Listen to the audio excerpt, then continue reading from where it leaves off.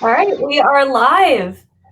Hi, everyone. As you can tell, I do not have my sidekick, Chairman Mike, with me today, but I do have very good friends of Iowa. We have C. Michael Pickens, and we have Governor Wildstar to help me with this broadcast. I think we're going to have an amazing conversation today.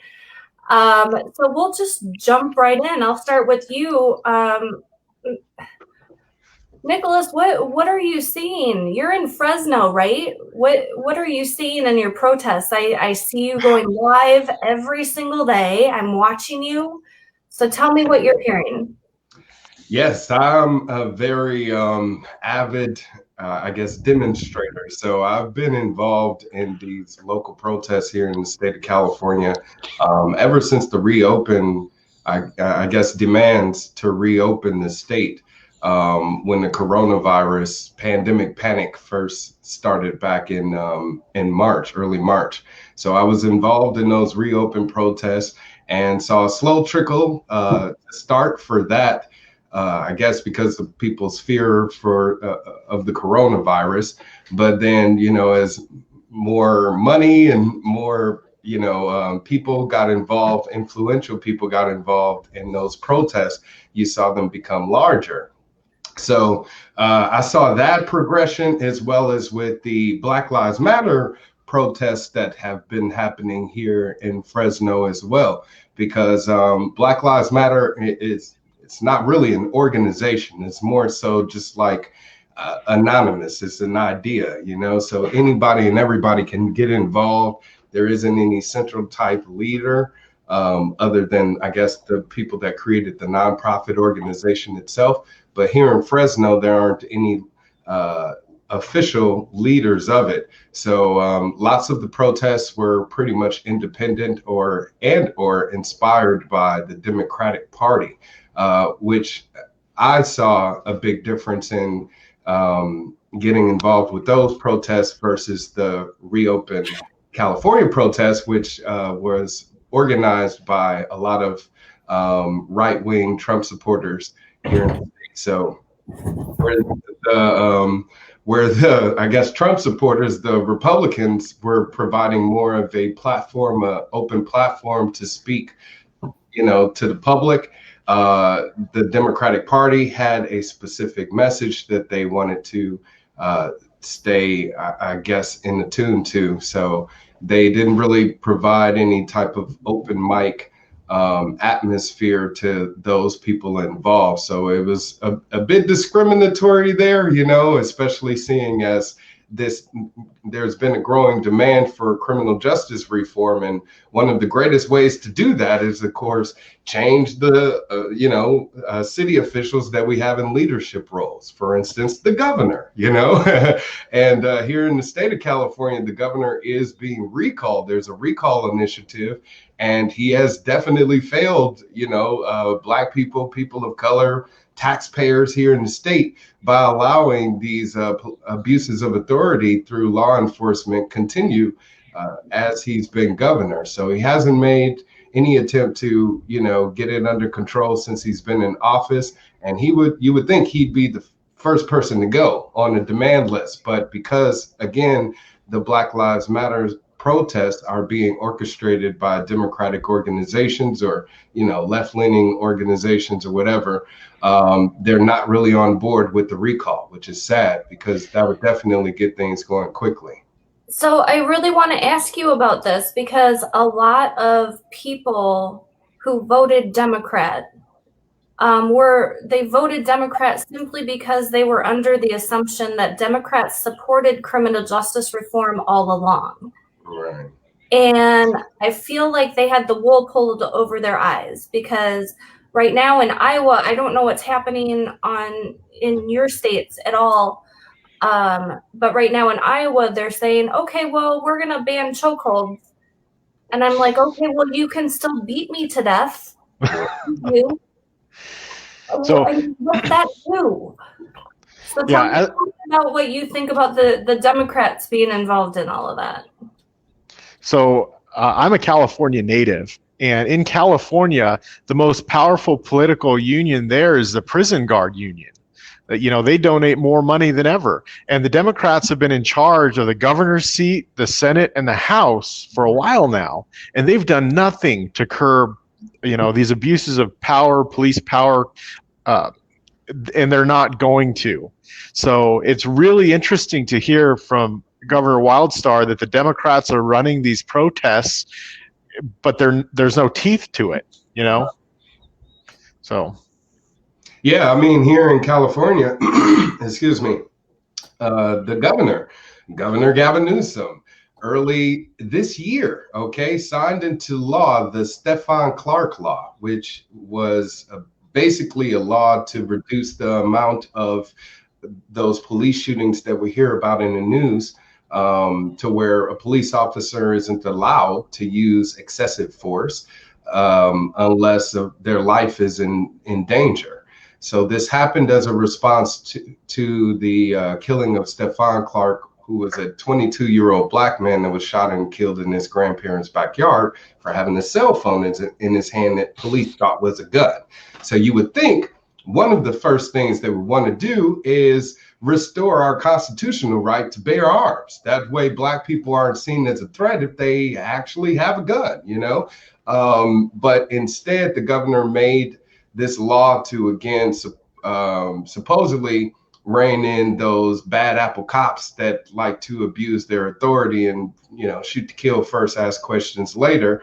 But since then, we've had multiple instances here in the state where there's been shootings, police shootings. One in particular in San Leandro, California, there was a black male in a Walmart wielding a bat, suffering from a mental breakdown, and he was shot and killed by a police officer. And this was in a crowded store. He shot him 3 times, and the first shot actually disarmed him. So he dropped the bat, and then there was 2 more fatal shots after that. So it was definitely not only an abuse of authority, but abuse of power, but it also put innocent bystanders in danger.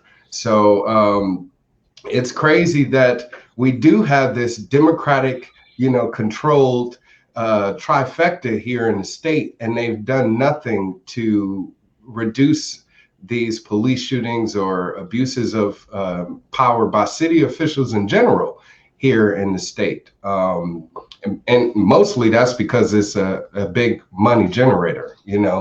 The prison system is a way for for not only the state to profit, but those special interests that happen to invest into those companies. Like Pickens was saying, one of the largest unions here in the state is actually the correctional, officers. So for them to be one of the largest bankers or one of the largest people bankrolling some of these legislative, I guess, proposals or some of these political candidates' campaigns definitely should raise a red flag to anybody and everybody out there that, wants to change the system. Yeah, the prison guard union is the top, followed by the public teachers union, followed by the police union in 3rd place. So you've got 2 law enforcement top unions donating to all these Democrat candidates. Those Democrat candidates are not going to cross their donors, and they're not going to implement qualified immunity. They're not going to force, body cameras on all the officers that can't be turned off. They're going to keep protections in place. They're not going to get rid of, for a civil asset forfeiture, right? They're not getting rid of any of that stuff. They're not proposing it either. So, yeah. Well, and I think I brought it up on a show a couple weeks ago, but everybody likes to talk about, if we don't have taxes, then who's going to set your house? Who's going to put out your house when it's on fire, and who's going to help you when you go to the, you need to go to the hospital? Here's the situation that we have, though, is that there are 3 systems that people think are protecting us, and that's the fire department, the EMTs, and the police department. But only one of those systems profits from putting you in a cage. Right. Only Sure. one of those systems profits from, making a quota to pull you over to, waste your time or whatever they do. Only one of those systems is a bully. The fire department doesn't go around setting people's houses on fire because they have a quota to meet. The ambulance department doesn't go around trying to give people heart attacks so they can take them to the hospital. But we have a corrupt system where the police are doing things to put people in cages so that they can profit. So I'd love to talk about that, because the fire department, if your house catches on fire and you call the fire department and the fire department puts it out, they're going to charge your homeowner's insurance, for their visit. If you call 911 and the ambulance picks you up and you have to go to the hospital, they're going to charge your health insurance, or they're going to charge you if you don't have health insurance. And surprisingly, it's the same with the cops. My alarm, I got a false alarm here and the police showed up. And 2 weeks later, I got a $200 bill for a false alarm, reporting visit. So I paid them $200 for them to show up and say, "Okay, yeah, you're good." Which I don't honestly have a problem with that. I don't either. Yeah, they came out, and if the alarm was going off and I was getting stolen from and they were stopping it, heck yeah, I'll pay you $200. That's way cheaper than losing thousands of dollars in inventory, But that's the thing is, okay, if it is a service, if, whether it's fire or police services that's being provided to us as a community, we should have the option to choose a cheaper service, know? And, if protecting the community is something that the police unions mainly have created a monopolization on by providing the personnel for these departments. I mean, you can definitely reduce the amount of costs by not, by not funding them at all and not associating with the unions. Start using a different protection service altogether, and I'm pretty sure you would see the cost be reduced. But like you pointed out, Myra, with these three, services, emergency services being provided to us, none of them are elected officials. That's the sheriff's department. So if we as a community wanted to say, hey, we just wanted to focus any type of criminal, any type of violent crimes or criminal investigations, let the sheriff's department handle it, since that's their job, then we can reallocate those monies being spent on police services, on fire protection services. That's actually what Jeff Hewitt did out here in California, was he disbanded the fire department in Cali Mesa, California. And a lot of people frowned on that at first, because they made that same argument. Well, who's going to put out the fire in our house, And that was immediately solved by a private company that came in and said, well, we'll use those same personnel, that same personnel that already exists, and we'll just charge you a lower rate. And that's exactly what they've done. It's saved the city millions. It's allowed them an opportunity to exit out of the pension agreement that it now in the state of California is to the tune of damn near $3 trillion. So we got to look into reducing the amount of unfunded liabilities at some point. And at least with leaders like him in office, it gives us an opportunity to start chipping at it in some way. So we actually have a Libertarian mayor in Cedar Falls, just about an hour north of me. And his first thing that he did was he combined all three departments, and he made it so that every person in the department, it's just one department now, and every person can be an EMT, can be a firefighter, can be a police officer, depending on the need at the time and what they needed to do. So he basically combined all three departments and said, okay, you can do any of those things. And I think it's brilliant. Absolutely. And then now it gives them an opportunity to be better trained in those areas, and it reduces the personnel, reduces the amount of cost. It probably gives them a better an opportunity to address those issues when on call, because a lot of times, police get called out on the scene when it's a medical issue.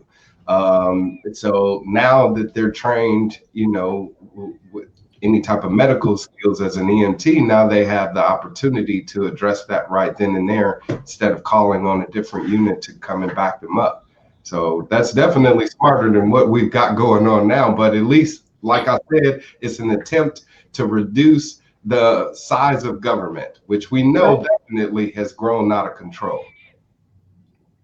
So we kind of went down a rabbit hole from my agenda. This is why we need Chairman Mike, because he can take control. Hey, we're libertarians. It happens. Once you open the can of worms, it's like my friend, Mr. Pickens, it has been a long time since you've been in Iowa. Yes. We have missed you. You are welcome to come back anytime. I mean, it's a Thank you so much. So the big thing in Washington right now that we're all hearing about is Chaz. And I know you're like 5 hours away from it. I know it's like how anybody that knows anybody in Iowa is like, do you know this person? But what can you tell us about what you're hearing in your local news about what's happening in that situation? Yeah, so Chaz is a Capitol Hill Autonomous Zone, which is now known as CHOP, which is Capitol Hill Organized Protest, and they changed it from Chaz. So the cool kids are calling it CHOP now. Yeah, so what happened was the whole calling it an autonomous zone equates to treason, like removing themselves from the United States government. So they didn't want to do that, so they changed it to CHOP, Capitol Hill Occupied Protest, right? And what they've done is they basically an autonomous zone, so I am treason. Yes. Me too. So what they've done is basically taken over 6 blocks known as Capitol Hill in the Seattle region, Seattle area, and they have instituted their own, autonomous zone, if you will. However, it's starting to get broken up. The mayor in Seattle is going to take back the East Precinct. They're going to remove the barricades. This is all going to be happening very soon. You're probably going to be seeing it on the news. There was murder there the other night last week. There's been assaults and other things, and people are pointing at it, saying that, oh, it's lawless in there. But if you kind of look at the whole Seattle region, that kind of stuff happens all the time, even in areas where there are police presence, like especially in areas that have police presence. So, it hasn't changed much. There's been libertarians that I've talked to that have gone there and talked to the people. They did not get carded for ID. There isn't armed guards at every entrance. There's a lot of myths out there about what it is. They said it's more like a festival or a farmer's market, if you will. There's a lot of vendors that are selling stuff out there, and it's more in the tune of that. Now that's during the day. When nighttime comes around, I guess it gets rowdier, but it just is what it is. But I like the idea myself of being autonomous from the city government, state government, from the county government. And I'm lucky to live out here in Spokane because our mayor and our county commission has all kind of given the middle finger to our governor. The governor just basically put a mandate that you have to wear face masks, otherwise it's like $1,000 fine or 6 months in jail. Our mayor said the police are not going to be enforcing this. The county commissioner said the sheriffs aren't going to be enforcing this. So there's no teeth to it. They've kind of said, sorry, governor, we don't believe in this. We're opening up anyways. They're not enforcing any, businesses that are opening up or enforcing any of the COVID regulations at all whatsoever. So we're kind of lucky out here in Eastern Washington with the county that we have. There's a few other counties out in Eastern Washington that are doing the same too. But it just goes to show that if we can take over city councils or county commissions, we can have a huge impact, because we need to be able to stand up for our constituency. They waited way too long, in my opinion, here in Spokane to tell the governor, no, we're not going to do this. I think it was the fear mongering that's been in place. Now that there's widespread testing and they're showing that the fatality rate is way lower than initially put out there. It's not 5% or 6%. It's 0.5% or 0.3%, and young people are getting it and getting over it. They're not getting serious, serious repercussions from it at all. So hopefully we can get through this quickly and we can have less impact on the economy. People are losing their businesses right now, and it's not just their business. It's not just economic. This is their dreams, right? Their dreams, their goals for their family. Like they're losing hope. Suicides are way up. People are jumping off the Spokane Bridge. It's just crazy at the rise in suicides. And we have to look at the human capital that's being expended over a virus that may or may not be that serious. So we as libertarians have to stand up for all of our rights all of the time. If it is a serious virus, we need to recommend wearing face masks. We need to recommend using hand sanitizers. We need to recommend, 6 feet physical distancing, right? But we never can mandate, right? We can never use a police force to now give them another tool to oppress people. Right. And if you look at Black Lives Matter and what's going on, minority businesses are the ones that are mostly being hurt. Yeah. That are going under right now because they may not have the capital backing them. So if the Democrats really do care, they need to stop locking down the economy. They need to give their advice and say, hey, this is what we advise you to do, but we're not going to force you to do anything. Yeah. Please be safe. Well, Black people. I think I said them last week. I apologize. I wanted to respond to what Pickens. No, go ahead. But yeah, my businesses were definitely heavily impacted. I know for a fact here in Fresno, because during the coronavirus lockdown itself, during the quarantine, it was very difficult for them to stay afloat because the amount of customers that they were receiving. I mean, first and foremost, before that, the amount of traffic that they were receiving were low. So they were already holding on by a thread, and then this lockdown, is being imposed upon them, and now they're having to suffer even more so business-wise. And then the assistance made available by the federal government, those payment protection, or what is it, paycheck protection loans or whatever, didn't do anything to help those businesses as well, because they weren't getting approved for that. So you're absolutely right. The coronavirus lockdown, or whether it's the coronavirus lockdown or these Black Lives Matter protests, us as libertarians, we definitely should be instrumental in being involved in the community, not only when it's comfortable. I do that myself as an example, but yeah, with regards to the mandates here in California as well, they are pushing, the governor just passed an executive order mandating the face mask. So you have people locally pushing their city officials to refuse, like what you said, Pickens. So this happened in Orange County, where they actually reversed the law, but now that they've mandated it, who knows what's going to happen. Yeah, so if we can take over city councils and county commissions, we can, basically say, no thanks, we're not going to do that here in our area. And I think the silver lining in this whole coronavirus thing is average citizens are looking at the government and saying, hey, maybe they're not that smart. Maybe they don't really know what they're doing, because they've been wishy-washy on face masks and wishy-washy on all of this. And maybe they're wrong with the statistics. And there's going to be 2 million deaths. And then now it's, 200,000 deaths. And it's not going to be by June. It's going to be by December, and they just keep changing everything around. And then the overreach. people are realizing that, you know what, the government shouldn't have this much power. And I don't know about you guys, but we are getting more people joining in at the local level in our local organization here.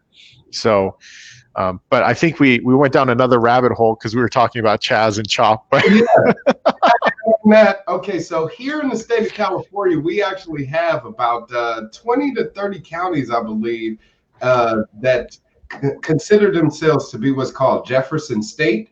So it's funny because I would think that they would be more on the bandwagon with declaring themselves an autonomous zone. You know, this is something that they've been attempting to do since World War II. You know what I mean? 51st state called Jefferson State. People, please, out there, look it up. Jefferson State. Because that would be beautiful if they did that here. I'm with you. I believe that we should start declaring our land to be sovereign, to be autonomous, and for us ourselves to declare that first, you know, and then start going out in the world and exercising that liberty on the land that we own. The government, who the hell are they? You know what I'm saying? Yeah, I think our entire unity.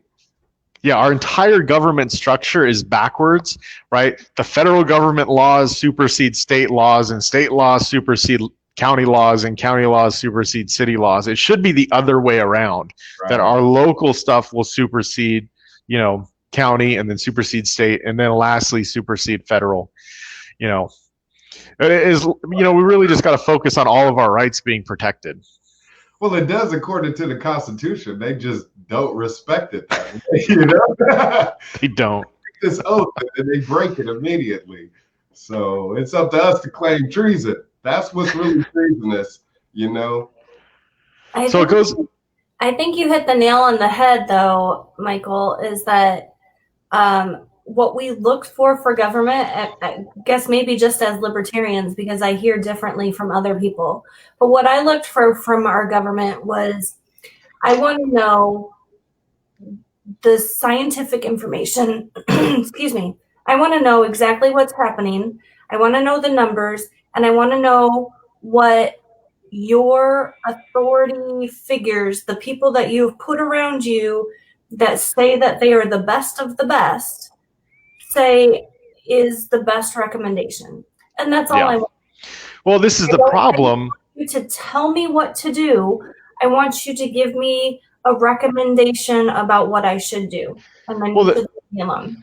These so-called medical experts, right, their recommendations have nothing to do with eating right, with eating fresh fruit and vegetables, have nothing to do with supplementing vitamins and minerals to boost your immune system, right? None of their advice actually is going to benefit us and to protect us, you know, from these viruses or help our body fight off viruses and colds and whatever. So they're not actually giving proper advice. You know, stay in your home is not proper advice because you're breathing in the same air, right? You're not going out and getting any sun. You know, it's not the right advice. So I don't trust any of these so-called medical experts. They're just waiting for a vaccine to push that on us, which I don't think that's going to help. So, I mean, why is that even their first consideration? As medical experts, the first thing that you're proposing to healthy people is a vaccination, which is usually the virus itself. I think it's terrifying to me because, you know, the next thing that I'm going to have to fight is that they want to inject my children with things that I don't know have been studied, right? Or reviewed. Fauci just recently in the Senate Council hearing said that it takes about 7 years for them to properly develop a vaccine. Yet Trump is on TV with this Operation Warp Speed talking about fast-tracking the vaccine before the end of the year and using the military to deliver, you know, this vaccine. I don't know what that entails. Are they going to drop it off at, you know, a hospital, or does that mean they go come to your front door? You know, I'm really tired of everyone wanting to use the military in the United States streets. Yes. Because I'll tell you, when people first started protesting or when we first went into lockdown and people said, no, we still have the right to assemble. So we'll still assemble if you say we can't. People wanted National Guard in the streets of Iowa. Yeah. People wanted them out there. Like, what the hell are they going to do? Shoot the virus? Right. They want it to be harder on the virus. Yeah, I mean, all of the logic and common sense just goes out of the window. I don't know what it is, but that's the thing about propagating fear and using fear mongering as a political weapon, because it allows them to, again, exact this agenda, impose this control over us all, when really we're autonomous beings. We have the God-given right to think for ourselves. And if we learn the facts, since we're talking about facts in these professionals, if you tell us it's 0.3, 0.5% of a fatality rate, then no, I shouldn't be forced to wear a mask. I shouldn't be forced to wear anything against my will, because I'm a free individual. So the government, nowhere in the Constitution, nowhere legislatively, nowhere lawfully does it says that government has the right to force you to wear anything. So we need to rebel, but it's up to we the people to actually stand up, because you do have that group that's supportive of that. So on that note, I want to ask a final question before we move on to our next subject. But my final question on COVID is, what happens when the next virus comes along? What happens when Ebola runs through the United States and we're all like, no, we're all done quarantining. I don't want to listen to you anymore. It's like the boy who cried wolf, right? Right. That's what they've done. People don't trust them. There's something that eats people's brains, but people are already so sick of what the government tells you because you might get the flu. That's the zombie apocalypse. Here we go.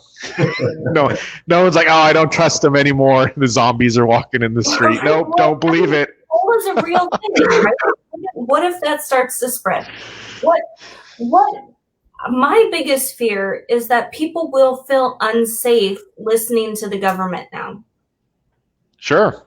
Yeah, they won't trust them, right? And I think that might be a good thing.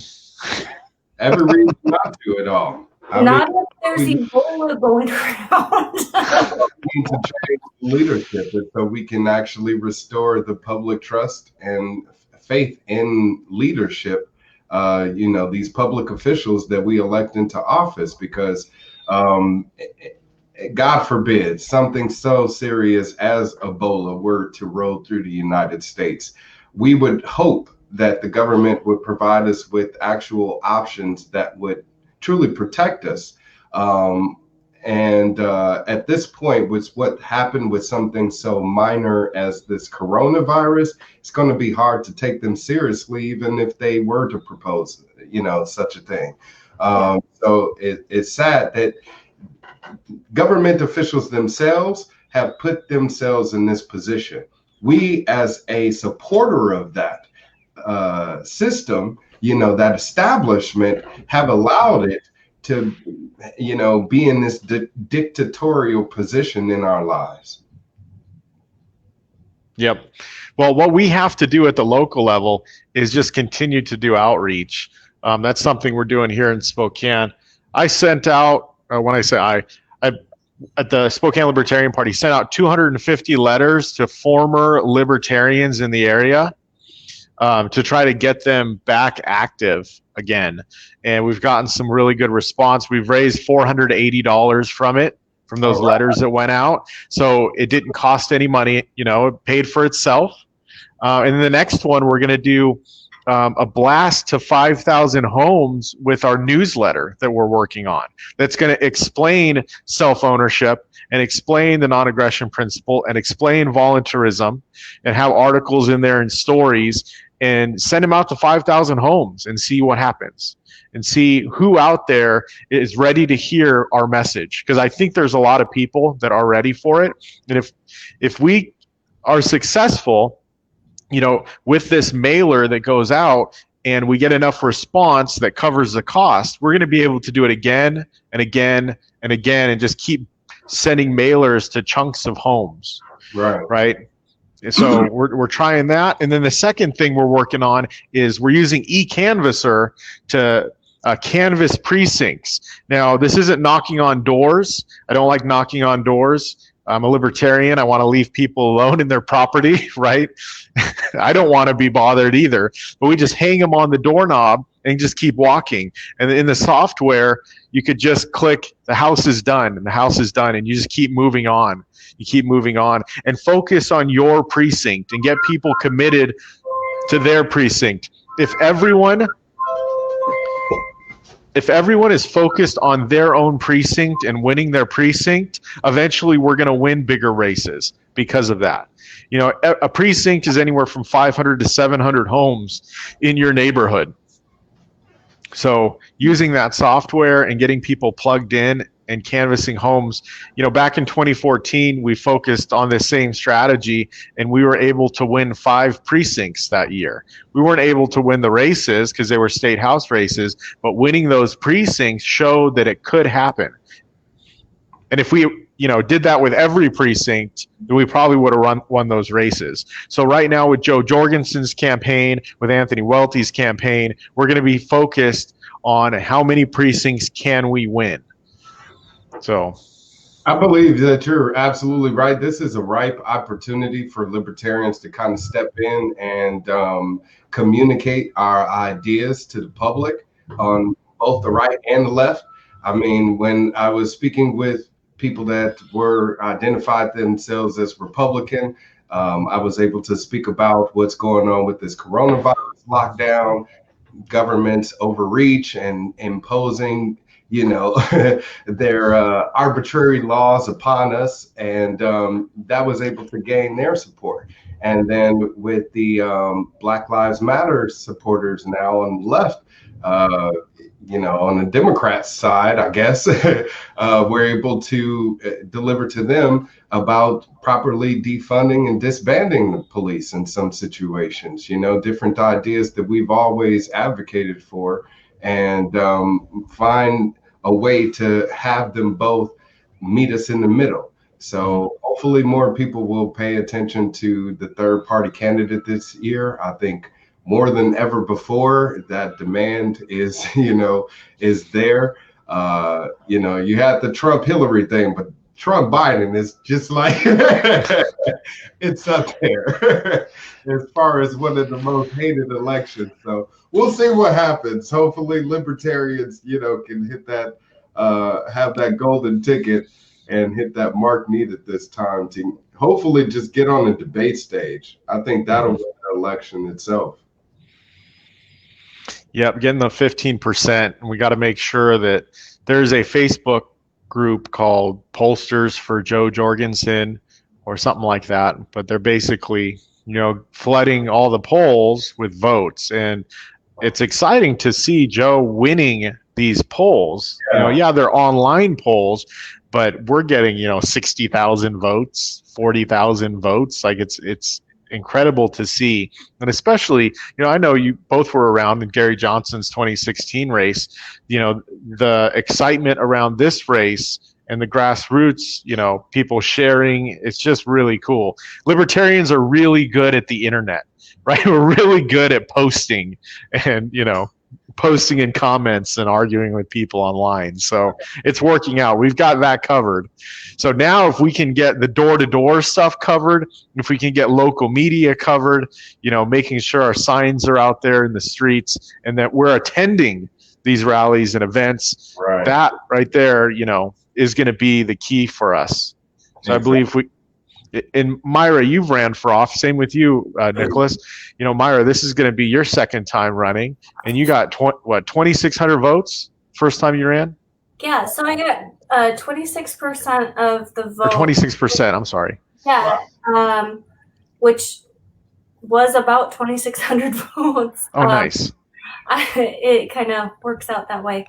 I kind of want to pick your brain a little bit about what I need to do, because honestly, this time around looks really different for my volunteers. And I've already I've done the work. I've set up a team. I have a solid group of people. We communicate daily.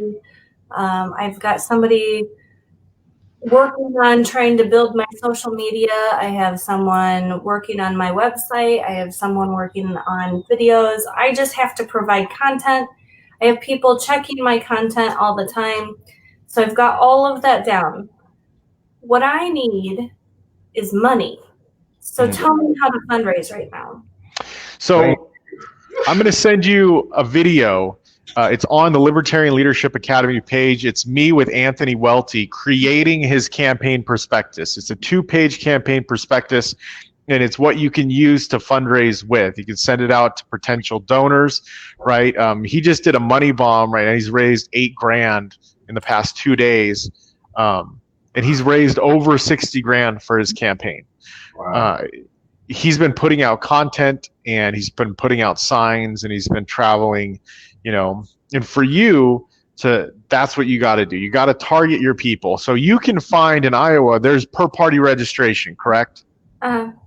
So you're going to have to send some letters, you know, with an ask with your campaign prospectus to everyone registered as a libertarian, and explain why it's important and why your race is winnable, right? Getting 26% the time before, and then also talk about what you need to win your election. You only need 5,000 votes to win, which means you need to hang up rack cards on 10,000 homes to do that.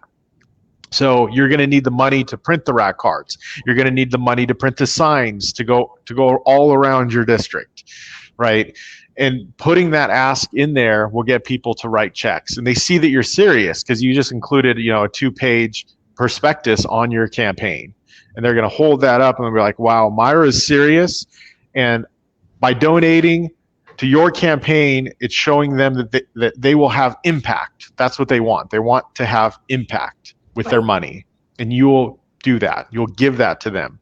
We've got Stephen Skelton running for Congress here. He needs 50,000 votes. So he has ordered tens of thousands of rack cards that they're hanging up through eCanvasser. You know, same with Anthony Welty. He needs a lot of votes to get through the top 2 primary. So, you know, he's got a ton of people that are hanging up rack cards right now. And that's what you're going to have to do, because it guarantees that voter is going to at least learn about you, because they have to take that rack card off their door. If it's a direct mail piece, it may be stuck in between other mail, and they may kind of sort through it, and that's it. But if they go and they pull it off their door, they're going to read it. So, and that'll give you the opportunity, and it'll show them that you have credibility because you have volunteers hanging those up. You have people that are passionate enough to walk around and hang those up. And it's a lot easier than knocking on doors. Knocking on doors takes time.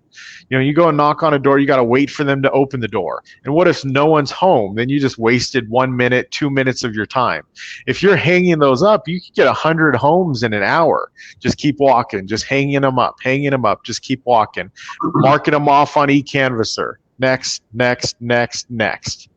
right? So make it a lot easier. And it's not scary for volunteers, because they're not having to talk with anyone. Yeah, you know, I've never made my volunteers talk to anyone because I wouldn't want them to. Not because I don't trust them, but because I wouldn't want them to have to feel like cornered. You know, I want my volunteers to feel safe too. So if anyone's going to feel cornered, I want it to be me. Yeah. So, but I guess policies. What's that? I said they should know your position on your policies, though. Yeah, they do. Well, why should I vote for this candidate versus my guy or any other guy or whatever the case may be? So they need to be prepared to answer that question. So that's one thing to inform your, you know. For sure. So one response that you can train your volunteers if they do get asked on why, then they say, I've known Myra for X amount of time, and she is an honest and good person, and she will do the right thing.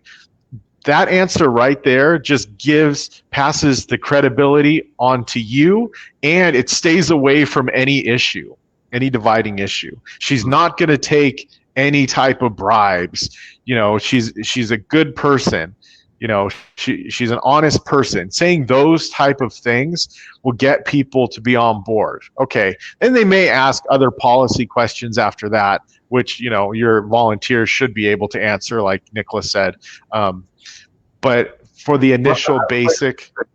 Another way to look at what you're saying is after they say that, the build of character, say, hey, well, if you want to find out more about their positions, you can just visit their website. Yep. Here you go.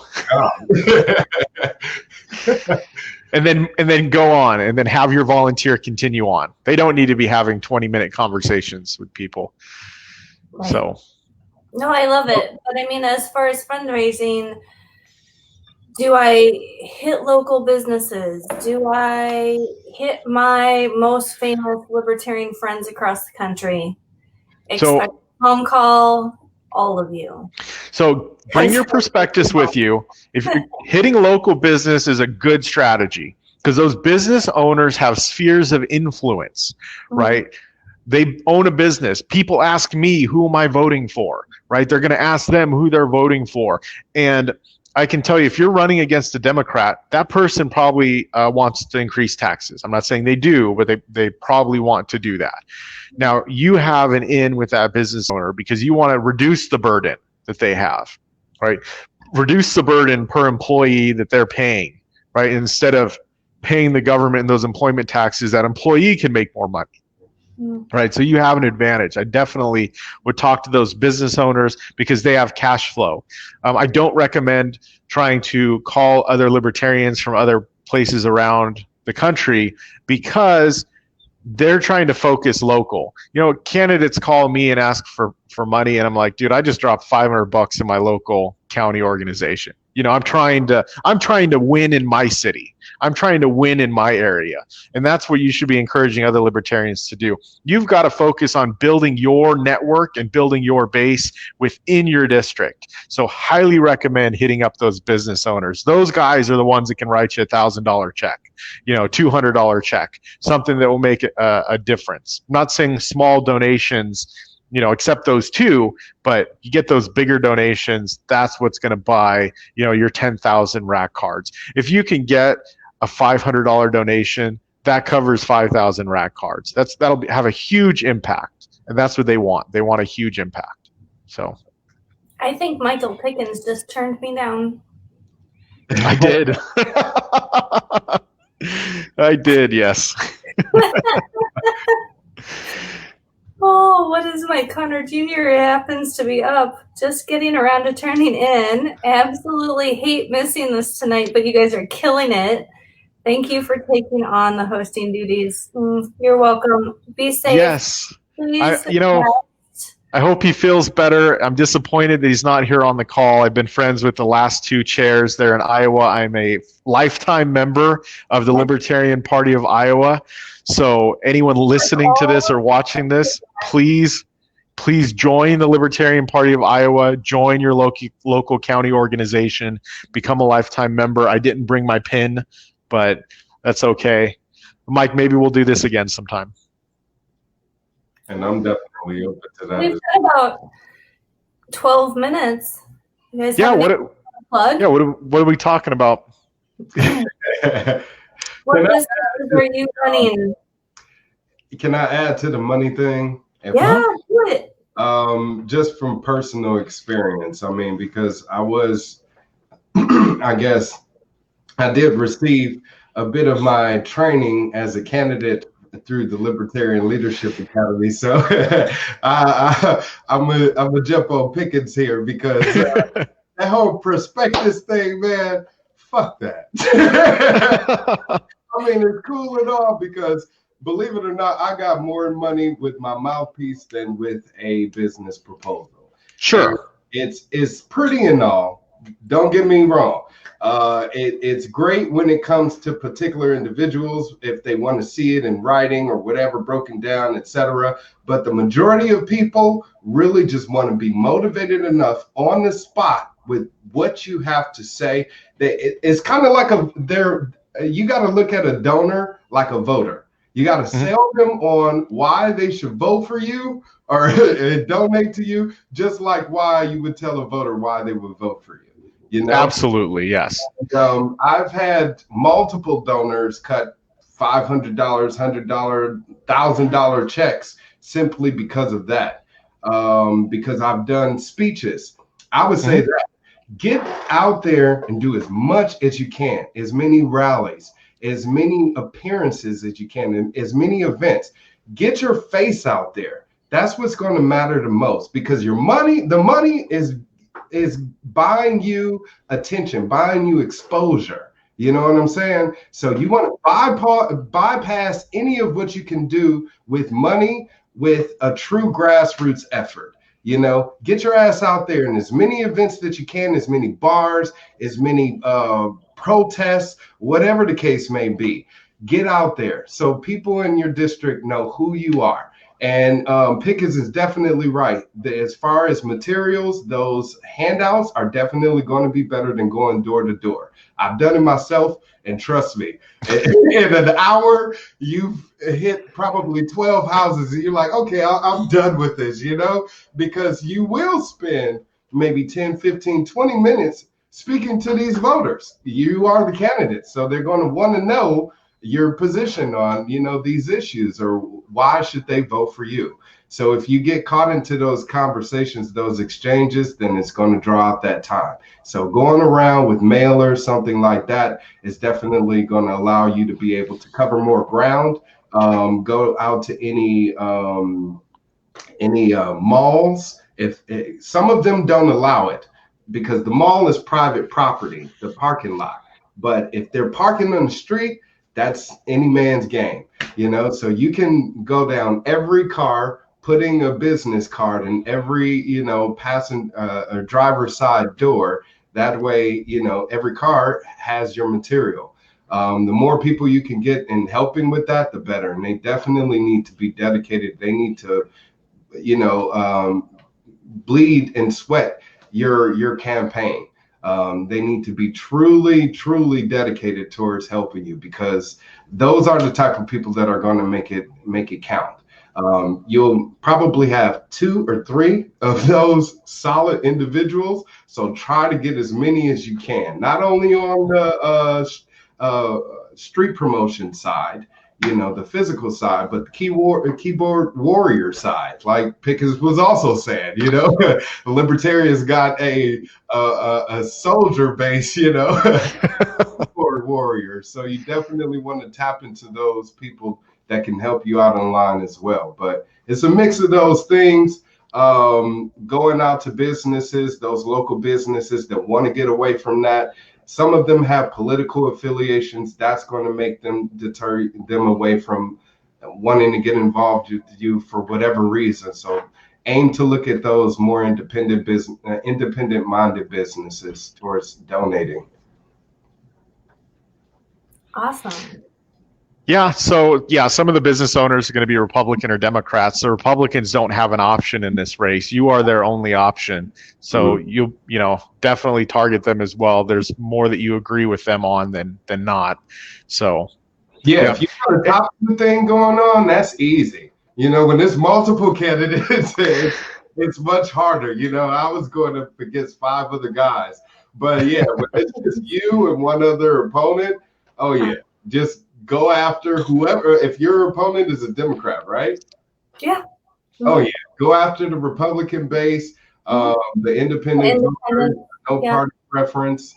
Shit, some of those Democrats that are sick of, you know, whoever that person is. It is an incumbent that you're up against. Well, I have to say she's super sweet and adorable. So I mean, it's kind of like 2 peas in a pod. Just one's libertarian. Yeah. Well, if she's been in office before, then that gives you an opportunity to attack her record, her credibility, you know.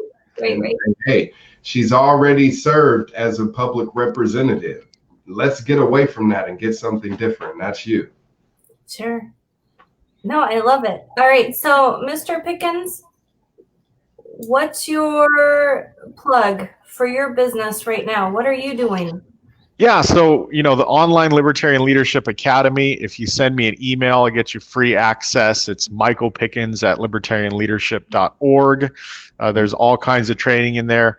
The fundraising training that's in there, Nickolas, the prospectus is just a tool, right? So you have to talk to the people first. But when you go in and talk with business owners and, they see you, they hear you, and then if you have a plan that you can present to them, then they're going to invest in what you're doing because they know that you're working on it. There's a book called The 33 Strategies of War, and one of the chapters in there is about how to motivate people.